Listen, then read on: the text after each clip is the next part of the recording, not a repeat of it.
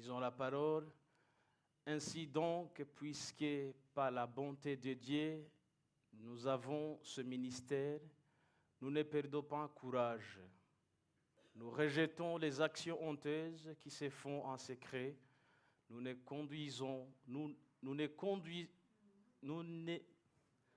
nous conduisons pas avec ruse et nous ne falsifions pas la parole de Dieu. Au contraire, en faisant connaître clairement la vérité, nous nous recommandons à toute conscience d'homme devant Dieu. Si notre évangile est encore voilé, il est pour ceux qui périssent, pour les includure dont le Dieu de ce monde a aveuglé l'intelligence, en fait qu'ils ne voient pas briller l'éclat que projette l'évangile de la gloire de Christ, qui est l'image de Dieu.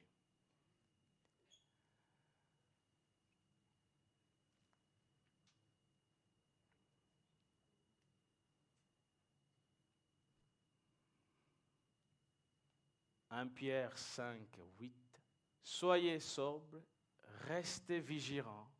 Votre adversaire, le diable, rôde comme un lion, rugissant, cherchant qui dévorer.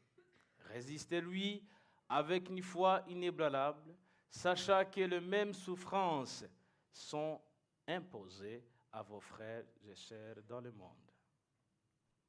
Le troisième, Jean 10, 10. Le voleur ne vient que pour voler, égorger et détruire. Moi, dit Jésus, je suis venu en fait que le brebis ait la vie et qu'elle ait en abondance. Seigneur Jésus, je te remercie pour ce matin. Je te loue pour ta parole qui est vraie et amen. Tes promesses sont justes, ils sont vrais. Nous nous tenons devant toi dans ta présence avec un cœur reconnaissant, connaissant que tu es au milieu de nous. Je m'appuie sur toi en fait que tu puisses faire ce que je ne peux pas faire ce matin. Dans ce moment que je vais partager avec les frères et sœurs, cher Saint-Esprit, je te demande de coopérer avec moi en fait que la gloire te revienne. Merci Seigneur. Alors qu'on parle, Seigneur, tu parles plus que nos mots. Alors qu'on parle, toi qui connais le fond de nos cœurs, tu nous parleras plus. Merci d'ouvrir ta main en fait de rassasier tous ces cœurs devant ici présents. Pour la gloire de ton nom Jésus-Christ. Amen. Amen. C'est comme ça ainsi que nous commençons notre moment de parole. Si vous êtes ici pour la première fois, donc c'est-à-dire si vous n'étiez pas ici dimanche dernier, vous nous trouvez dans une série intitulée Résistance. Résistance où nous parlons du combat spirituel. Un langage que peut-être vous n'êtes pas familier avec. Combat spirituel, tout simplement, les combats qui existent, mais qu'on ne voit pas à l'œil nu ou avec les yeux physiques. En simplement pour vous décrire ça, si vous regardez dehors, ce n'est pas pour le moment, mais en tout cas, vous le savez tous, les arbres. Père nous parler un peu plus de cela. Des fois, il arrive que les arbres, on est dans la forêt ou on est dehors, et on voit les feuilles bouger. Et des fois même, cet aspect physique peut être très violent, tellement que les branches même tombent depuis des arbres. Qui peut nier la force du vent invisible et pourtant produit les choses visibles? Ce combat spirituel, c'est ainsi comme ça. Sauf que le combat spirituel, ce n'est pas sur les arbres, c'est sur les humains. Toi et moi, nous sommes concernés. Nous sommes le champ de bataille, que tu le veux ou pas. Aujourd'hui, on va parler du diable. Dans le combat spirituel dont on parle, dernier dimanche, notre pasteur Raphaël nous a partagé le premier message sur cette série, où on parle des trois ennemis de nos âmes, de notre âme. Où on parle, j'ai repris la dernière slide de Raphaël, dernier dimanche, où il dit « Les ennemis de notre âme fonctionnent ensemble pour saboter notre épée. Voici leur stratagème. des idées trompeuses, c'est-à-dire le diable, qui joue sur des désirs désordonnés, c'est-à-dire la chair, qui sont normalisés dans une société pécheresse, c'est-à-dire le monde. Ces trois ennemis, que tu verres ou pas, c'est sur nous. Nous sommes le champ de bataille. Christ veut toi, veut moi, mais aussi le diable te veut. C'est un sauf. Si Christ te veut pour t'utiliser à sa gloire, le diable aussi te veut pour que tu lui sers, conscient ou inconsciemment.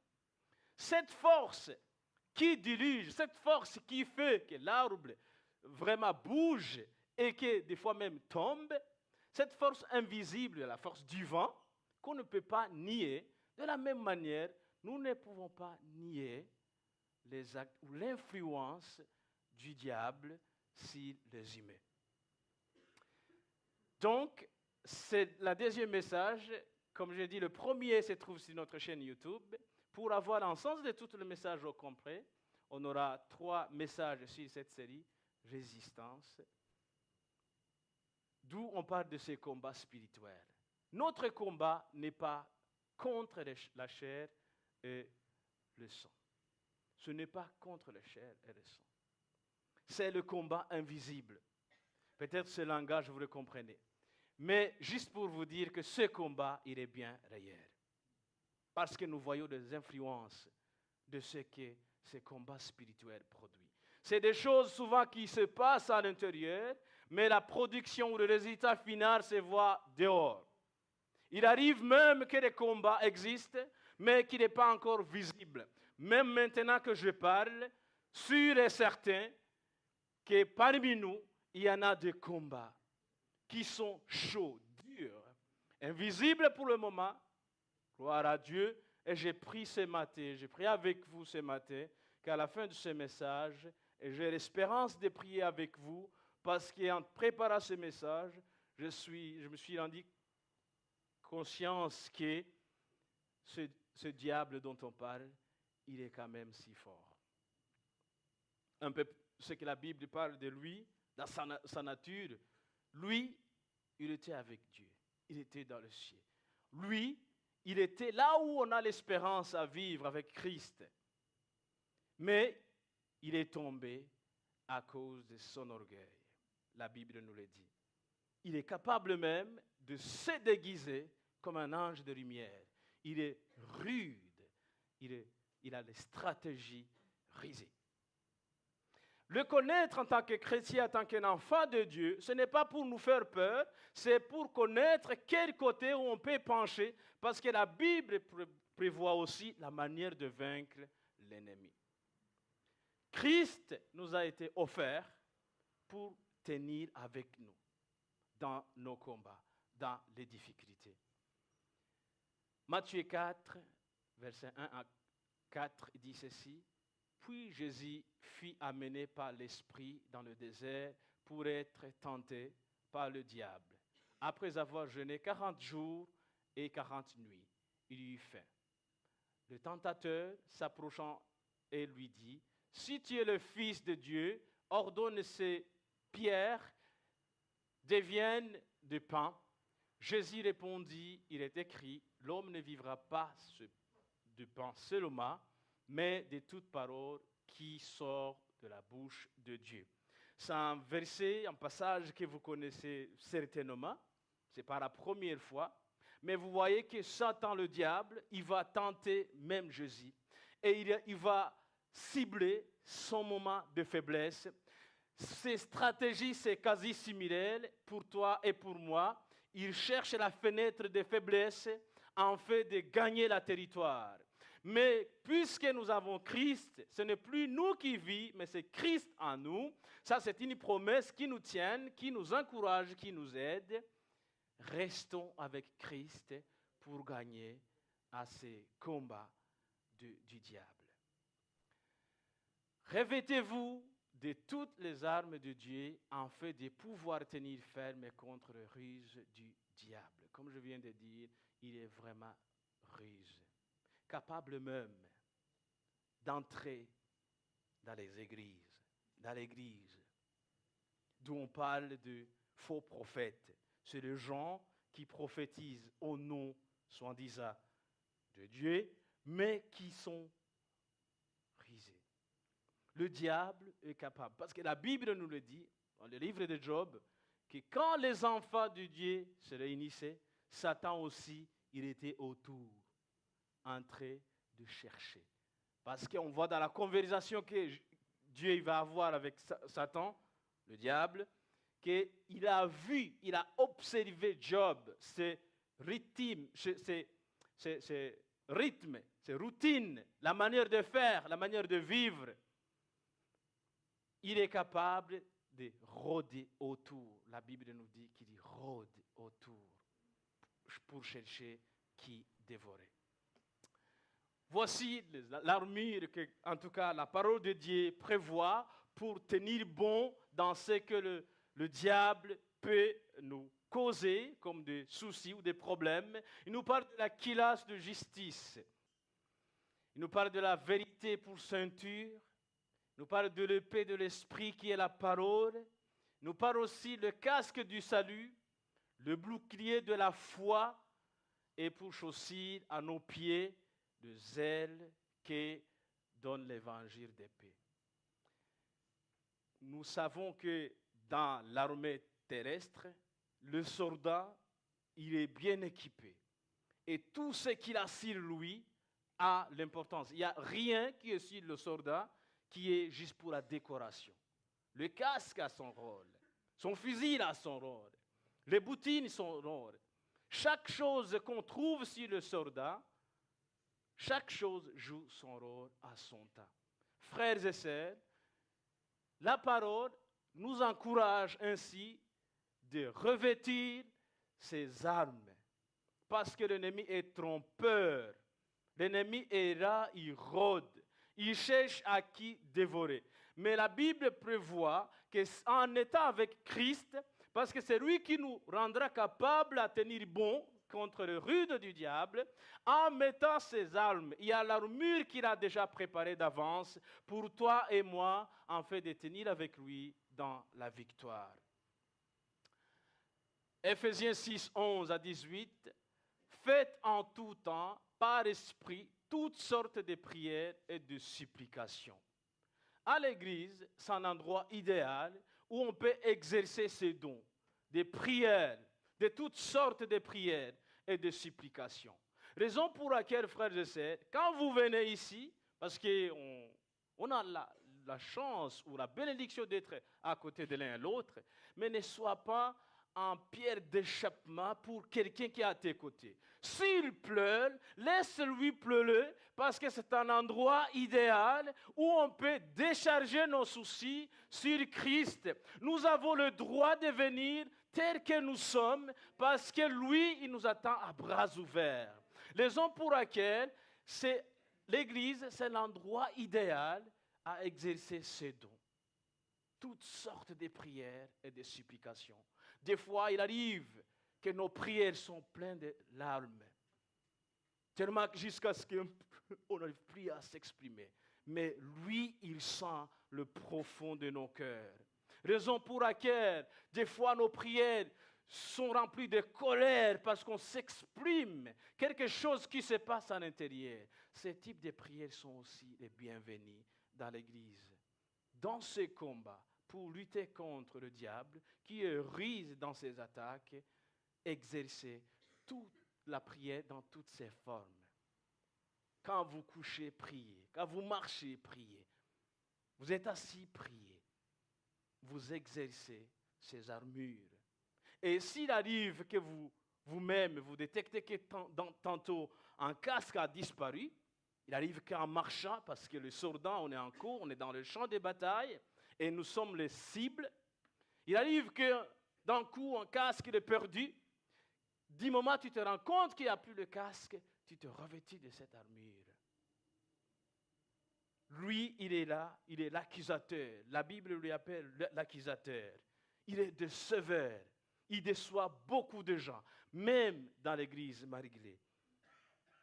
Il accuse sans cesse, jour et nuit, il accuse les gens. Il est l'adversaire. La Bible nous dit qu'il est notre adversaire. Il ne veut pas du bien pour toi et pour moi. Je ne sais pas si cet ennemi vous avez déjà rencontré, ce diable dont je parle ce matin, dans vos vies chrétiennes. En tout cas, je vous rassure, si ce n'est pas encore le cas, vous allez le rencontrer. Ne vous inquiétez pas. Mais ce n'est pas pour vous faire peur. N'ayez pas peur. Nous ne perdons pas courage.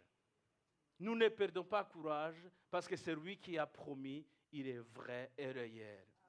Ce matin, parmi nous, il y en a ceux qui ont vécu ces promesses. Il y en a les gens parmi nous ici qui comprennent plus de ce que je parle. Je suis conscient aussi que parmi nous, il y en a peut-être qui ont plus d'informations plus que moi. J'ai le privilège de vous partager le bout de ce que je connais, de cet ennemi de nos âmes, le diable, qui n'a pas peur. Que tu sois en robe de prêtre, que tu sois en robe, en costume de pasteur, il n'a pas peur. Il est rusé. Rusé, merci. Il est rusé. Merci. Le diable, il est rusé dans ses stratégies. Il opère dans nos pensées. Des fois, il murmure les pensées. Vous vous rappelez dans le livre de Genèse, quand il s'est approché d'Adam et Ève, il a tordu la parole pour montrer à Adam et Ève que non, en fait, il y a une autre alternative. Le diable, dans ses stratégies risées, il est venu pour voler. Il a sa mission, ses 3 missions. Voler, égorger, détruire. Il arrive à voler la joie de quelqu'un, même dans l'église. Qu'on reste triste par la situation. Il arrive à accuser, même dans l'église, au milieu des louanges, il t'accuse. Il prend le vieux dossier, capable de monter le vieux dossier pour accuser, parce qu'il ne veut pas du bien pour toi. Mais Christ est venu, afin qu'ils aient la vie en abondance. Rappelle-toi que Christ est venu pour que tu puisses avoir l'abondance. Frères et sœurs, avec ce diable si fort, si puissant dans ce sens, il arrive que nous échouons dans nos batailles. Mais alors quand nous échouons, la Bible nous encourage à ne pas baisser les bras. Matthieu 6, 13, Jésus nous enseigne à prier. Il dit ceci, ne nous induis pas en tentation, mais délivrez-nous du malin. Ça, c'est Christ qui nous appelle dans sa prière. Il sait qu'il est malin. Dans ses stratégies rusées, il est malin. Sa manière d'opérer, sa manière même d'utiliser nos pensées, sa manière de nous voler la joie. Les chrétiens, nous sommes les premières personnes qui devraient vivre avec la joie immense sur ce que Christ a fait, ce qu'il a offert pour toi et pour moi. Et pourtant, le voleur est là. Dernier dimanche, pasteur, il a dit, quand le diable a tenté Christ, il lui a laissé, au bout de plusieurs tentatives, il attendait le moment opportun. C'est ainsi pour toi et pour moi. Il arrive qu'aujourd'hui je gagne, il arrive que demain tu gagnes, mais il attend toujours, il ne se décourage pas. Raison pour laquelle reste avec Christ pour gagner ce combat. C'est le seul remède. On est reconnaissant parce que c'est Dieu, celui qui peut nous protéger de ce diable. Sinon, il est fort. Mais sa force n'est pas pour nous faire peur, parce que celui qui est en toi, dit la Bible, est plus grand que celui qui te poursuit. Amen. Luc 10, 17 à 20.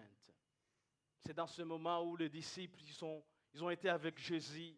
Ils sont partis pour faire ce que le Seigneur leur avait demandé de faire. Ils ont vu que même les démons obéissaient, ils partaient.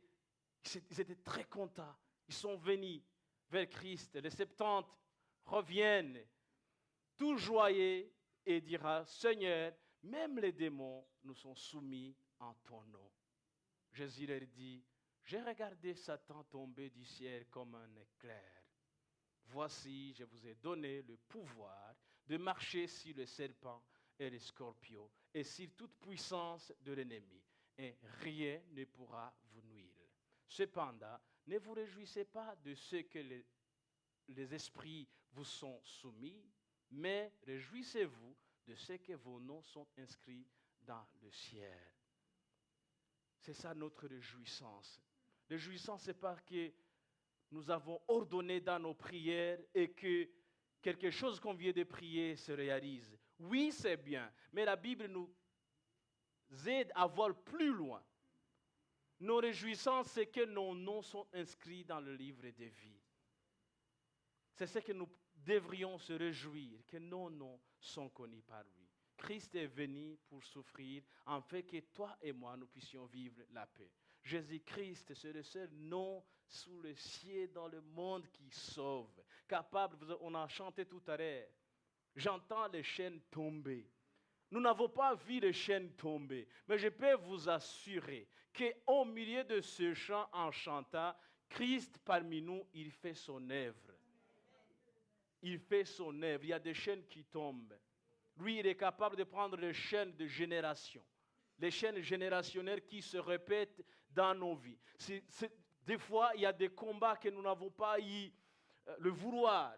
Nous avons hérité de nos parents ou de nos grands-parents. Mais Jésus-Christ est capable d'arrêter ce cycle. Nous nous réjouissions de ce que nos noms sont inscrits dans le livre de vie. Ce que je vous dis maintenant, j'ignore pas la souffrance qu'il peut y avoir dans cette vie. Parce que lui, Satan, le diable, il profite aussi de cette douleur. Il profite des douleurs ou des échecs des uns des autres. Parce qu'il aime bien les vieux dossiers. Là où tu as échoué, il ose, il essaie à monter ces vieux dossiers pour t'accuser, pour te montrer que tu n'as pas de valeur. Mais Christ te rassure ce matin qu'il t'aime et que tu as de la valeur dans ses yeux. Bien que tu ne gagnes pas tous tes combats, reste avec lui, tu gagneras, tu auras la victoire. Ça, c'est notre Seigneur Jésus-Christ, qui ne nous regarde pas sur d'où on vient. Nous sommes tous égaux dans ses yeux. Il nous traite de même, hommes, femmes, petits, grands, blanc, noir, jaune, je ne sais pas autre. Il nous traite également. Le seul qui peut offrir la paix que le monde ne peut pas ôter. Il est le seul qui peut offrir la tranquillité au milieu du combat. Christ est capable de faire cela. Parmi nous, il y en a ceux qui ont des témoignages de ce que je parle. Ce n'est pas des paroles. Ce que je vous parle maintenant, ce n'est pas de... vous savez, quand on va à l'hôpital, il y a ces choses-là qui nous injectent, les médecins, aidez-moi, ça s'appelle comment? C'est ce truc qui nous injecte pour sentir la douleur. Anesthésie, merci beaucoup. Ça, ce n'est pas anesthésie, c'est de remède vrai derrière. Ce n'est pas pour cacher vos douleurs et en fait que vous sortez là-bas, vous reprenez vos douleurs. Non. Christ, quand il est au milieu de nous, il fait des opérations invisibles, mais qui ne laissent pas de cicatrices. Es-tu la victime du passé, victime des familles, victime des histoires passées? Christ est capable de faire une opération, de changer l'homme intérieur et de ne pas laisser de cicatrices visibles par l'homme. Et ceux qui connaissent l'ancien homme, il s'étonnera de voir ce que Christ a fait. Raison pour laquelle on vit jour après jour, dimanche après dimanche, pour entendre la parole. Nous nous attendons. Il est là, il fait ce que lui sait, peut faire et qui étonne les hommes. C'est Christ qui est capable de faire cela dans ce combat avec le diable. Nous sommes plus que vainqueurs, frères et sœurs. En Christ, nous sommes plus que vainqueurs. Bien que le diable œuvre fortement pour nous faire tomber, nous faire chuter, bien qu'avec plein de déceptions qui peut demeurer à nous, il est capable de déraciner toute la racine amertume qui peut pousser à nous et nous rendre la joie. C'est ma joie, en tout cas, de voir les gens qui découvrent qui ils sont en Christ. Parce qu'il n'y a personne qui peut te remplacer devant lui. Tu es unique, tu es sa fille unique, tu es son fils unique. Même si le monde ne peut pas t'accorder la valeur, mais sachez que lui t'accorde la valeur. Peu importe tes échecs, peu importe tes échecs, parce qu'il est au courant. Avant de partir, Jésus-Christ, en Matthieu 17, Jean 17, il a prié, sa prière de Christ, qui va prier, qui dit, je ne prie pas que tu les enlèves dans le monde, mais garde-le du malin. Christ a prié pour toi et pour moi. Et il a fait cette prière en disant, je ne prie pas seulement pour eux, mais même ceux qui vont croire après eux. Ceux qui vont entendre des témoignages de ceux qui me voient maintenant, ceux qui vont croire en moi. Il a prié pour toi et pour moi aussi. Amen. Romains 8, 31 à 34. Que dirons-nous donc de plus? Si Dieu est pour nous, qui sera contre nous? Lui qui n'a pas épargné son propre Fils, mais l'a donné pour nous tous, comment ne nous accorderait-il pas aussi tout avec lui? Qui accusera ce que Dieu a choisi? C'est Dieu qui les déclare justes. Qui les condamnera? Jésus-Christ est mort, bien plus, il est ressuscité. Il est à la droite de Dieu et il intercède pour nous. Il intercède pour moi, pour toi, dans nos échecs. Quand il nous voit en échec, il est là, il tient droit du Père, il intercède pour nous. Parce que sa parole dit, je vais vous préparer la place pour que là où je suis, vous y serez aussi. Frères et sœurs, c'est une réalité. Ça, c'est une réalité. Il y a un endroit, il y a dans ces moments de joie où Christ règne, où il vit, on y vivra aussi. Parce qu'il a dit que chez mon papa, il y a beaucoup de demeures. Et il ne ment pas. C'est une vérité, réalité. Amen. Qui nous séparera de l'amour de Christ? Sur ses détresses, l'angoisse, la persécution, la faim, le dénuement, le danger ou l'épée? Au contraire, dans tout cela, nous sommes plus que vainqueurs grâce à celui qui nous a aimés. En effet, j'ai l'assurance que ni la mort, ni la vie, ni les anges, ni les dominations, ni le présent, ni l'avenir, ni les puissances, ni la hauteur, ni la profondeur, ni aucune autre créature ne pourra nous séparer de l'amour de Dieu manifesté en Jésus-Christ, notre Seigneur. Il n'y a rien qui peut nous séparer. Bien que l'ennemi nous cause à douter sa présence. Des fois, quand on se trouve dans ce qu'il cause, dans ce moment de douleur, il nous cause à douter sa présence. Mais ici, la Bible nous montre qu'il n'y a rien qui nous séparera de son amour. Et tu es en souffrance, rien ne te séparera de son amour. Il t'aime malgré tout. Il est à tes côtés. Il veut que tu le saches, que dans ce combat, dans ce monde, lui, il a vaincu par l'acte de cette action sur la croix de Golgotha, où il a tout pris sur lui, afin que tu puisses vivre, toi et moi, en paix avec lui. Amen. Lui, le vainqueur de tous les jours. Il ne change pas, la parole nous le dit. Il ne change pas. Bien que le diable, il est rusé dans ce qui nous ramène, causer des troubles familiales, causer des échecs, ramène les blessures du passé. Mais Christ est toujours à nos côtés et rien ne nous séparera de son amour. Problème peut exister parce que nous sommes dans ce monde, mais nous ne sommes que passagers. Ici, ce n'est pas chez nous, frères et sœurs. La Bible nous le dit. Ici, ce n'est pas chez nous. Il y a une demeure qu'il a préparée pour toi et pour moi. Seulement la Bible nous encourage à tenir bon, à mettre le mur dans ce combat spirituel invisible, souvent visible. Quand c'est excès, c'est visible. Il nous encourage à traiter des racines. Les racines, ce qui cause. Vous savez, je suis conscient, parmi nous, il y a des psychiatres, des psychologues, vous comprenez plus que moi sur ce sujet, mais vous savez que le problème, des fois, ce n'est pas ce qu'on voit. Le problème, c'est, en fait, eux, ils vont très loin pour aller traiter des racines. Et frères et sœurs, là où il y a le péché, il y a la souffrance, dit la Bible.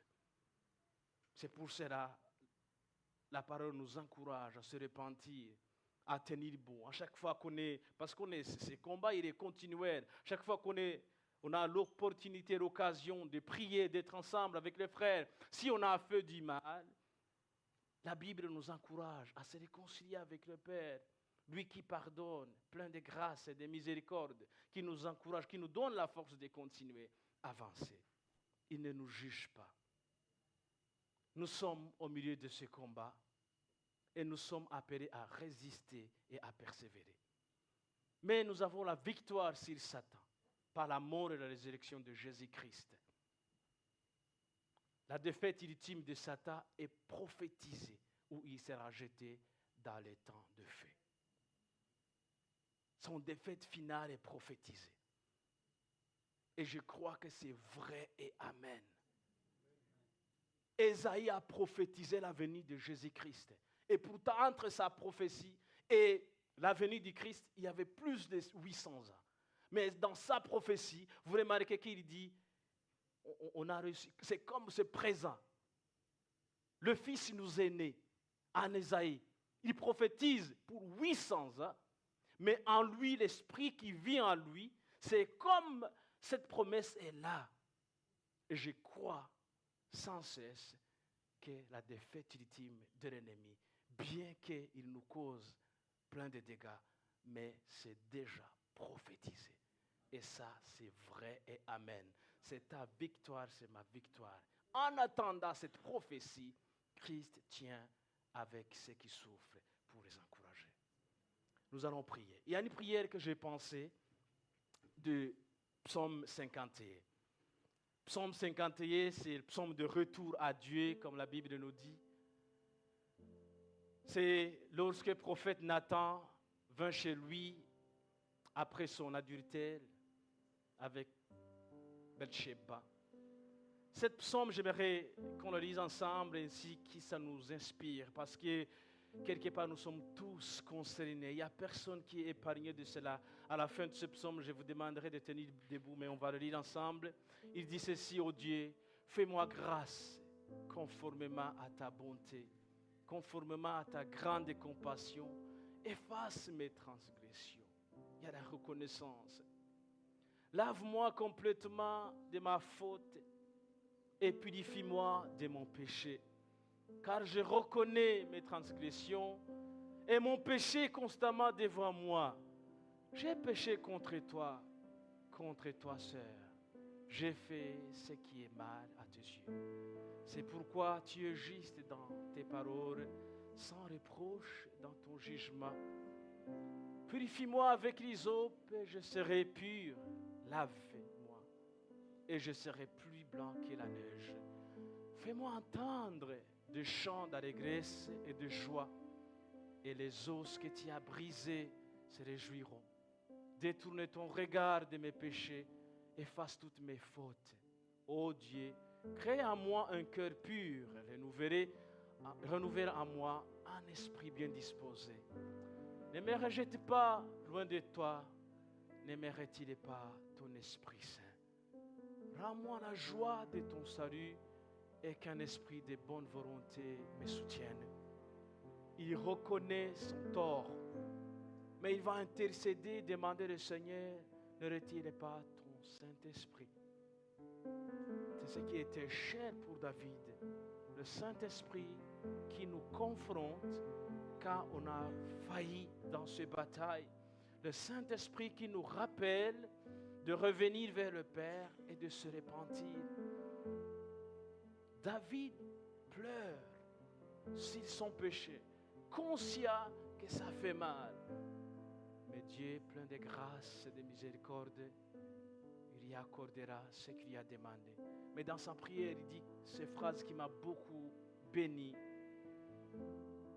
Ne me retirez pas ton Esprit Saint. Oui, j'ai péché, papa, mais ne me retirez pas ton Saint-Esprit. Parce que sans lui, je pourrais être pire que ça. Rends-moi la joie de ton salut. Il y a la joie du salut, frères et sœurs. Et c'est ce qu'on proclame, c'est ce qu'on veut proclamer, la joie du salut, peu importe les combats. J'inviterai le groupe de louanges de venir faire ce ministère avec moi et je vous demanderai aussi de tenir debout pour la prière. Pense à ces psaumes. Je ne sais pas quel point, quelle ligne qui vous parle, mais j'aimerais qu'on se tienne ensemble dans cette prière pour demander que cette joie du Seigneur soit notre héritage, que cette force que lui Seigneur donne puisse être notre partage ce matin. On a parlé de chaînes qui tombent, chaînes du passé, des addictions, des choses que l'homme ne peut pas offrir la fin, mais Christ ce matin peut donner une solution. C'est peut-être cyclique, peut-être familial, il y a des racines plus loin, mais ne t'en fais pas. Rien n'est impossible à Dieu. Nous témoignons de ce qu'il a fait. Ce qu'il a fait nous encourage qu'il le fera pour toi aussi. Ce qui sera bien, c'est de quitter cet endroit connaissant que Christ a entendu ta douleur, voit ta douleur, connaît tes combats, qu'il tient à tes côtés. Il sait le diagnostic, il voit tout cela, rien ne lui échappe. Mais qu'il te rend la joie du salut au milieu de ces combats. Tu peux monter ta prière. C'est à ce moment où tu peux parler à lui, cœur à cœur. Dis-lui ce que tu observes, ce que tu vois. C'est personnel, c'est toi et lui. Mais dis-lui que tu veux partir ici avec un mot de sa part. Ce mot peut mûrir dans ton cœur. C'est une promesse qui peut te rappeler en prière. C'est quelque chose que tu peux partir ici, qui t'encourage à tenir bon dans tes combats. Tu n'es pas les sœurs, les frères et sœurs dans le monde subissent des souffrances. Mais le Seigneur veut que tu ne t'enfermes pas dans cette souffrance, mais que tu sors, que tu vois les frères et sœurs, que vous partagez la joie, la foi en priant et en obéissant à sa parole, connaissant que lui, il est capable. Et rien ne peut te séparer de son amour. Peu importe les échecs, il te rappelle que rien ne peut te séparer de son amour. Il t'aime tendrement et il veut que tu gagnes. Tu es déjà dans la place des vainqueurs, ceux qui vaincent l'ennemi. Il y a la puissance dans ce nom de Jésus-Christ. Tu peux continuer à prier. Alors que vous chantez ça, c'est le moment de prier, de monter ta prière, toi et lui. Alléluia.